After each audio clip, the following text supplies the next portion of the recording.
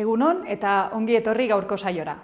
Gaurkoan, Joseba Otano elkarrizketatuko dugu eta berak selektibitatea gainditzeko arauei buruz hitz egingo digu.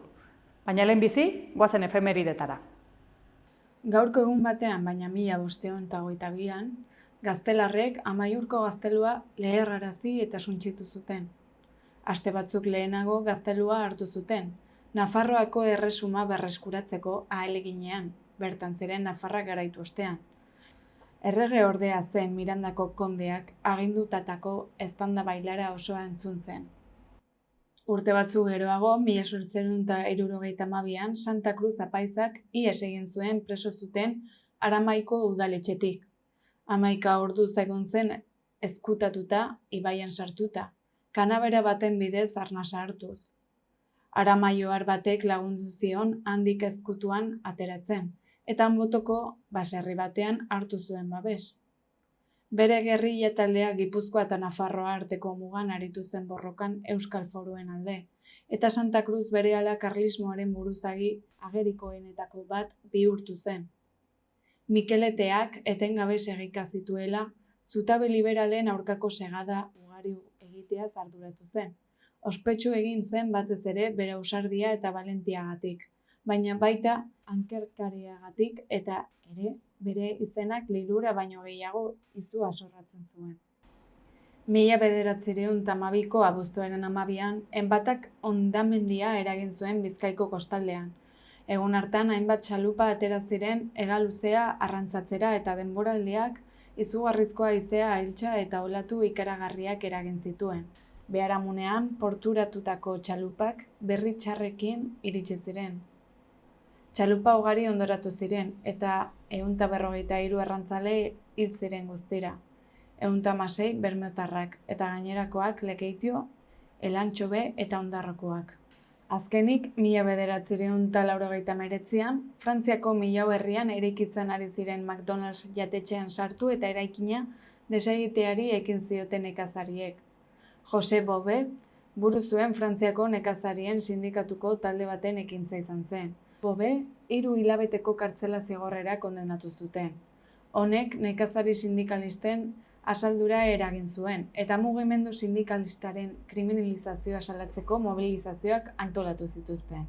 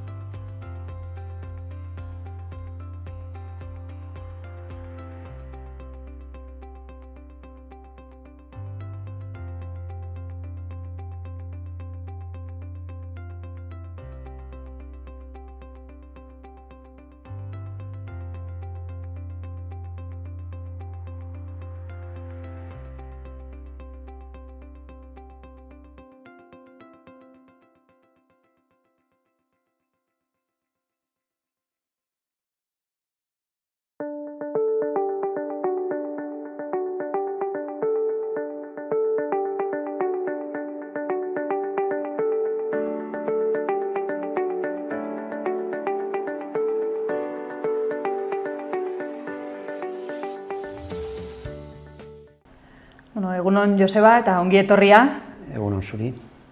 Hasteko, labur azalduko aldiguzu ze gertatu den aurtengo selektibitateko euskarazko azterketarekin. Bueno, hasteko kontuan hartu behar den lehenengoa da, hori arautzen duena dekretu bat, eta dekretu hori Espainiako gobernuarena dela.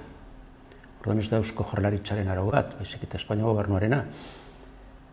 Bueno, gero agian ematen du nolabaiteko intsumisioa gertatu dela, baina ez da izan Eusko Jaurlaritzaren aurka, Espainiako gobernuaren aurka izanen litzateke. Eta, bueno, kontuan izan behar da, nola den proba, selektibitate, nola den ez. Eta lau proba dira. Gaztelaniazko proba, atzerriko hizkuntzarena, Espainiako historiarena, edo bestela filosofiaren historiarena, eta gero, ikasle aukera dezakete beste asignatura bat, eta baina horrez aparte, erkidego autonomo batzuetan, beste hizkuntza bat dago, ofiziala, eta baita ere horietan egiten da bosgarren proba, eta da hizkuntzako ofizialarena eta bere literatura, ez? Eta aurten, proba horretan, euskararena, bere literaturarena, zero asko izan direla, konkretuki 313, zero. Horretara hori da, 1,74, etxetak geran desbain deska. Eta, kakio batzuk ez ziren ados, nota horrekin, eta eskatu dute berrikuspena, eta orduan bi berrikuspentzen geha sartu da, igo du zertzu bai, goditu zertzu notak, hemen ere geratu dira zero inguruan, azkenean geratu dira 1,73, 1,27. Eta, ahi esan ditu dute adosiz egoten, lan dira epaitegitara, epaile batek benditu egin du dena, ez? Egin du, euskararen nota kontuan ez hartzea. Eta beste probekin, batez besteko egitea, eta horren arabera, plaza banatzea, ez? Orduan, epaia betetzeko, Lerroko Unibertsitateak atera ditu ikaspostu gehiago, Eusko Jaurlaritzarekin sartu behar izan du, hori da dirua, eta nolare gorde ditu plazak hauen txatez. Eta hori izan da, eta zergatik hartu dute epaitegi erabaki hori? Haien ustez, zeltsene bazekitela aeredukoak direla eta ez direla objektiboak izan. Noski, hori susmo horrekin horrelako erabaki hartzea. Eta batez ere, zertatu da hor, honik irakurri du berrian, baina antza denez beste urteetan egiten ziren azterketa ezberdinak. Eredukoentzat bat, aeredukoentzat beste bat.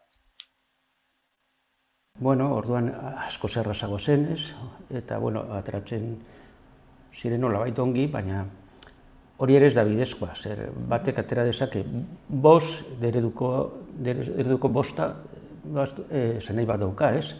Bostoste bi da, baina probatu du, baina A eredukoentzat izan daiteke 7 ateratzea, eta benetan askoz gutxiago euskara menperatzea, ez? Orduan aurten bateratu dituzte azterketa guztiak, hala ere euskarazko azterketa gaztelaniazkoa baino errazagoa da.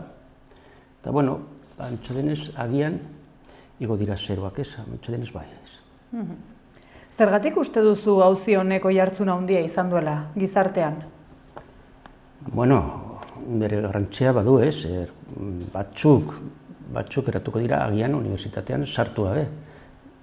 Eta gainera, nik irakurri dudanez, aereduko pribatukoak dira. Ordu nolabait, gizarteko elitekoak nolabait, ez? Eta, mugitu dira, sektor espainolista guztiak haien alde, mugimendu mediatiko izan da, eta epaiek hartu dute erabaki hori, Zuen idatzian, 834/2024 errege dekretua aipatzen duzue, zer arautzen du dekretu horrek modu errazean azalduz? Bueno, ja, azaldu dut, 4 proba direla, eta gero bosgarrena, hizkuntzako ofiziala duten erkidego autonomoetan, eta, gero egiten da nota ateratzeko 140 balio du batxilergoko nota, eta 140 selektibitatekoa. Hori da, eta, dekretu hori da, 2008koa, baina, lehen izango zen beste bat, ez dakit. Nola osatzen da gaur egun selektibitateko azken nota? Hori, 140 batxilergoko nota eta 140 selektibitatekoa. Zein da euskararen azterketaren pisua nota horren barruan, eta zergatik da hain garrantzitsua? Euskararen pisua? Bai. 140 horretatik 120 da, ez? Orduan hori da 108. Orduan 0 bat ateratzen baduzu hor, batzuk 0 aterata probatu dute, ez? Baina, badu bere garrantzia, noski. Zer gertatu zen hasierako zuzenketan hainbertze ikasleek arras nota baxuak edo 0ak jasotzeko? Azaldu dizut lehen, ez? Nolabai aurten azterketa bera jarri zuten denentzat, eta noski batzuk nik gure ustez ez daude oso prestatuta, baina, dena den ikasle bat mundu bat da, ez? Ikasle batek bere notarekin ados ez badago, ze berrikuspen prozedura aurre ikusten du indarrean dagoen araudiak? Erreklamazioa egin dezake, bigarren zuzentzailea sartzen da, ematen du bere nota, eta 2 puntuko diferentzia baldin badago, orduan berriz ikusi behar dute ja ofizioz beste 2, nolabait adosteko azkeneko nota. Baina kasu honetan ez da beharrezko izan, ze mugitu dira nota, baina oso gutxi, eta horrela, berrikuspenen garaia pasatu da, ez?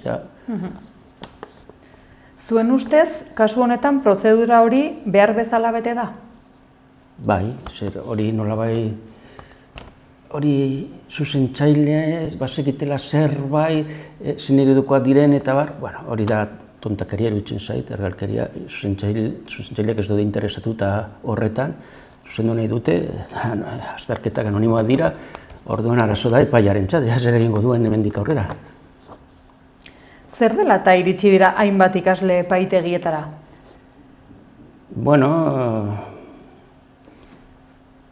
Haientzat agian 0 oso gogorra da, eta benetan nahi dutena da euskara proba kentzea. Eta nolabait, lortuko dute, ziurazki, praktikan, eta hori izango da bidegabekeria, beste batzuk prestatu dute proba hori eta besteak.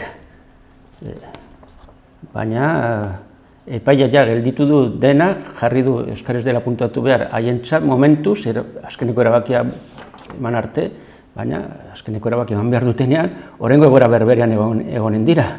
Eta zer erabaki behar dute, Epailek behin-behineko neurri gisa euskarazko nota kontuan ezartzea erabaki dute, erranduzun bezala. Ze ondorio izan ditzake edo, ze ondorio ditu horrek?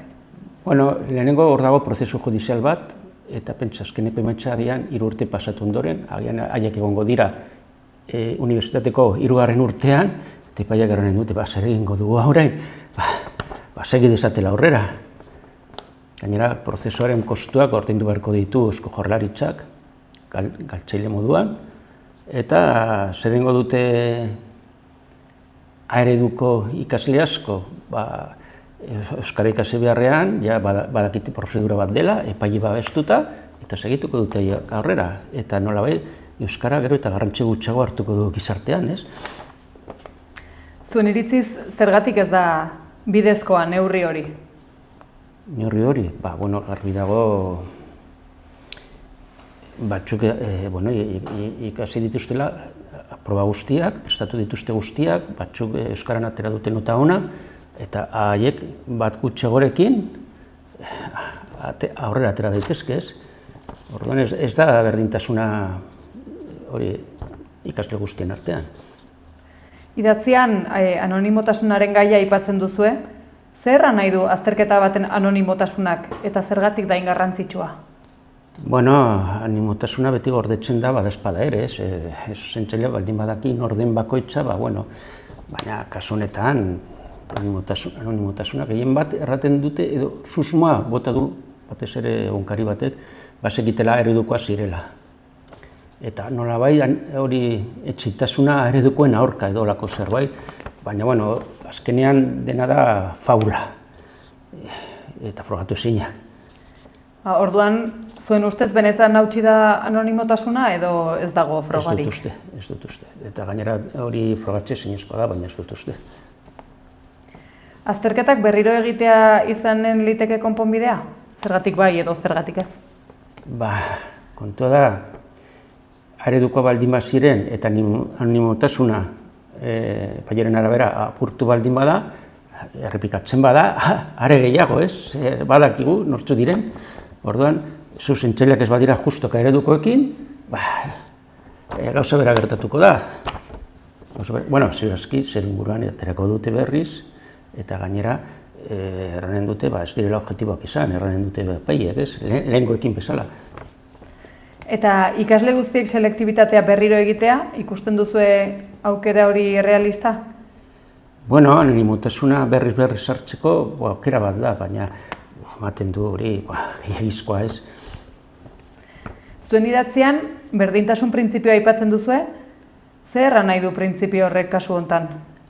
Bueno, guztiek proba berberak, irizpide berberak, eta horren arabera ematea notak. Eta zer gertatzen da euskarazko azterketetan nota onak lortu dituzten ikasleen eskubideekin? Bueno, nolabait badago honetan trikimoi bat, ez? Plazak gehitu dituzte. Orduan, nota onak atera dituztenak eta nolabait plaza lortu dutenak, beti, sartuko dira berdin, baina hauek sartuko dira gainera, baina meriturik gabe, meritu nahikorik gabe. Zergatik erabiltzen duzue futbolaren jokoz kanpoaren adibidea? Ze azaldu nahi duzue konparazio horren bidez? Hauek saihestu dituzte arauak eta gainera epaileek babestu dituzte. Ze mezu bidaltzen dio egoera honek euskaraz ikasten eta aztertzen diren gazteei? Beti daitezkela zirrikituak euskara saihesteko eta ziurazki hauei ongi ateratzen bazaie, momentuz ongi atera zaie, agian erabiliko dituzte eta ez dakit, agian aldatuko dute dekretu hori, ikusita ez dela aplikatzen. Zuen ustez, nola eragin diezaioke auzi honek etorkizuneko selektibitateei? Ja erranduta, agian kenduko dute proba hori, auskalo, edo bestela, baien laguntza bilatuko dute.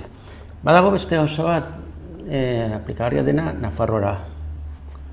Orain adibidez, gero baik aurkeztu du lege bat euskara ofizializateko Nafarroan, ez? Ni pentsatzen dut, edo orain arte pentsatu izan dut, ofizialtasuna ezartza modu simbolikoa dela. Eta gero benetan ofizialtasuna erabakitzen du ondoren egingo den lege batek, ez? Erabakiko du. Eta ona denarren ez dela ingarrantzitsua zer izan daiteke simbolikoa, ez?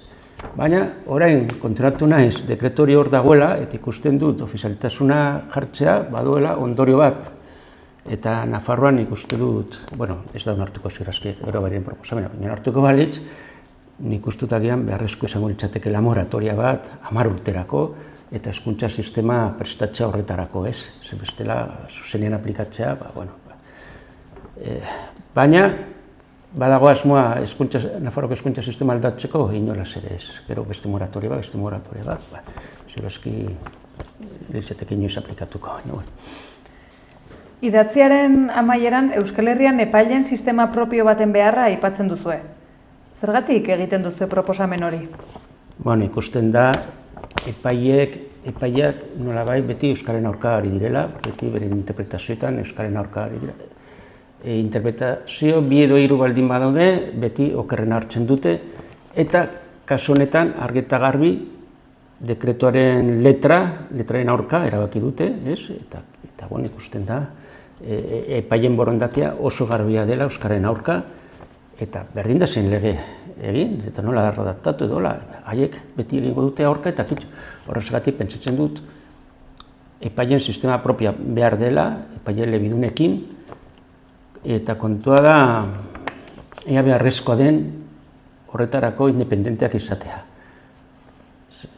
Bueno, adibidez, Suitzan, hor badira kantoiak, eta kantoi bakoitzean hizkuntza bat da ofiziala, frantsesa edo alemana edo italiera, eta sistema judiziala, bakoitzean kantoi horretako hizkuntza erabiltzen dute, nolabait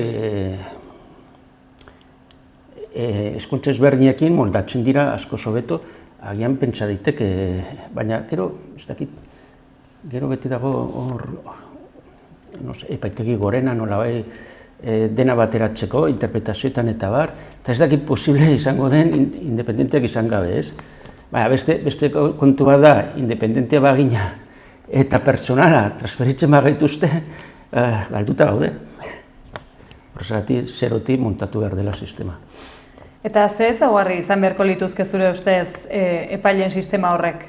Ezaugarri, hori ja erran dut, epaile elebiduna, bi hizkuntzak ezagutzen dituztenak, eta benetan uste dut, badaezpada ere, sistema bat jarri behar dela, euskararen inguruko arauak betarazi nahi badituzte, botatzeko, kargu gabetzeko.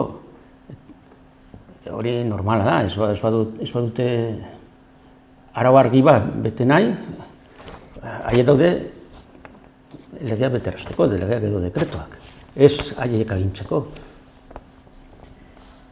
Ze neurri hartuko zenituzkete etorkizunean antzeko gatazkak berriro ez gertatzeko?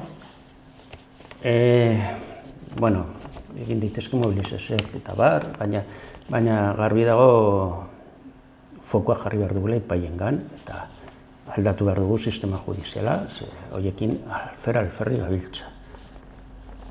Gai honek eztabaida juridikoa ez ezik hizkuntzaren eta hezkuntzaren inguruko hausnarketa ere piztu du. Ze ikasi beharko genuke egoera honetatik? Garbi dago epaiak ez dira neutrala, hori eta arazo nagusia hori dela. Gero, hizkuntzen inguruan, EAEn, Araba, Bizkaia eta Gipuzkoan, legeak erraten duena da bi hizkuntza menperatu behar dituztela, euskara eta gaztelania, eta nahiko ezagutza atzerriko hizkuntza batekin ez. Eta, nolabait, sistemak huts egiten du nire ustez, A-ereduarekin. Horregatik Eusko Jaurlaritzak ez ditu inoiz neurtzen ikasleen jakintzak, euskararen inguruan, A-ereduan ez, beste eredutan bai. Hor dago konta baita ere, ingelesarekin, ze maila eskatu behar den. Hor nolabait, toki guztietan, ikastetxe guztietan, nolabait maila bere ematen dute eta horregatik ez da arazorik izan. Hala ere, suposatzen du, A-ereduko batzuek agian nota honatera dutela, auskalo.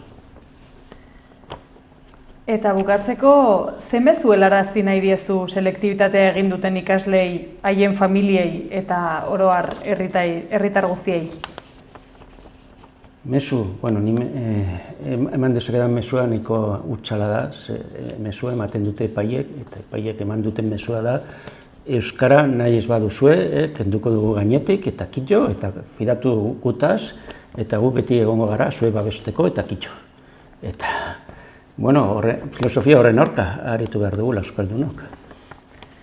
Joseba, eskerrik asko gurekin egoteagatik eta modu argi eta ulerterrazean azaltzeagatik gaur egun dugun egoera. Ea hurrengoan argitsuagoa den euskararen egoera.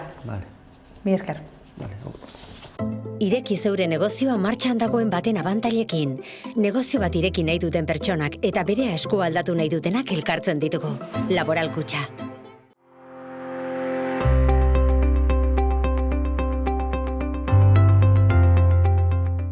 Gaurko eguna atzokoaren oso antzekoa izango da, baina bero handiagoarekin.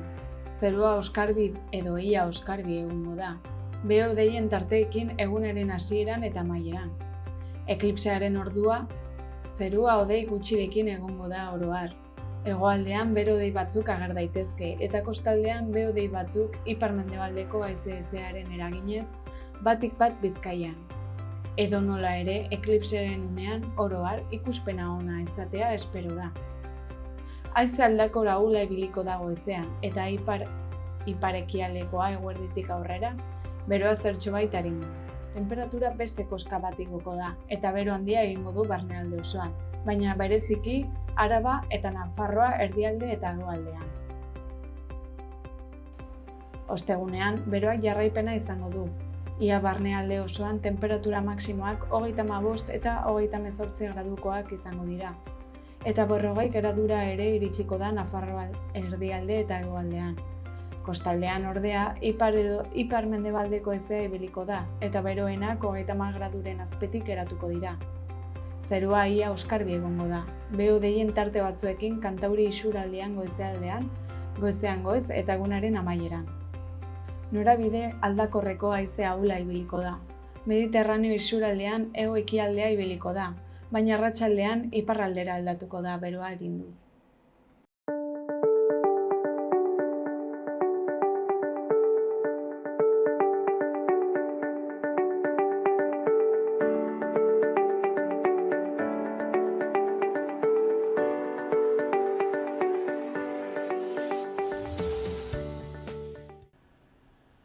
Hauxe izan da gaurko saioak eman duena. Espero dugu zuen gustokoa izana eta hurrengora arte. Ongi izan!